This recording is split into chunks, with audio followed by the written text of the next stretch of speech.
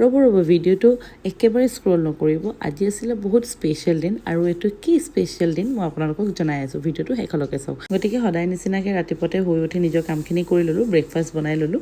Breakfast নোহোৱালৈকে তাই এফালে পঢ়ি আছিলে, এক্টিং কৰি কৰি দেখিছেনে মোৰ দুপাট্টাখন গাত মেৰিয়াই লৈছে। সেইদিনাখন আকৌ বহুত সোনকালে কাম কৰিলোঁ, কেলৈ জানেনে? মোৰ ছোৱালীৰ সেইদিনাখন আকৌ জন্মদিন।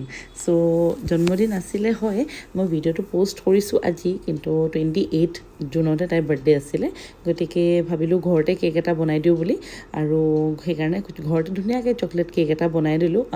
একো তেনেকুৱা প্লেন নাছিলে গাইজ, কাৰণ কেলৈ তাইৰ পৰীক্ষা চলি আছিলে, সেইকাৰণে ভাবিলোঁ ঘৰতে সৰু মৰুকৈ কিবা এটা কৰি দিম। কিন্তু বেছি সময় নষ্ট কৰিবলৈও ভয় লাগি আছিলে, কাৰণ কেলৈ পৰীক্ষা, তাৰপিছত নেক্সট ডে 29ত এক্সাম আছিলেই তাইৰ। চ' ধুনীয়াকৈ ঘৰতে চকলেট কেক এটা তাইক বনাই দিলোঁ, তাইকো অলপ দিলোঁ পাইপিং কৰিবলৈ কাৰণে।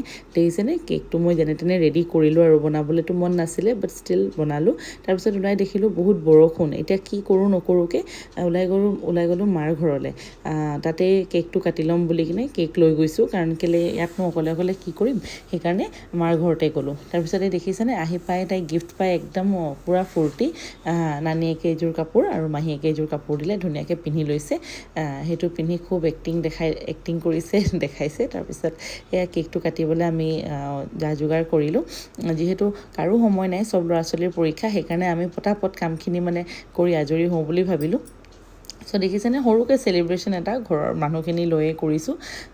চ' এইখিনি কেক কাটিবলৈ আমি যোগাৰ কৰিলোঁ।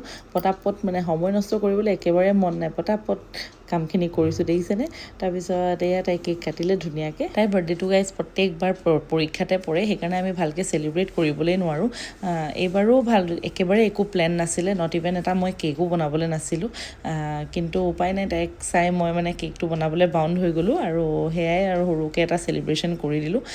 চাওমিন অকণমানো বনাই দিলোঁ, সিহঁতি সৰু ল'ৰা ছোৱালীখিনি খাব বুলি। তাৰপিছত ইহঁতক খাবলৈ দিলোঁ, ধুনীয়াকৈ ইহঁতি খালে। তাৰপিছত তাইও খাই ল'লে। আৰু তাৰপিছত গ'লোঁ মোৰ ভণ্টিক তাইৰ মানে চচুৰালত থ'বলৈ। বহুত দিনৰ পৰা তাইৰ মাহঁতৰ ঘৰতে আছিলে।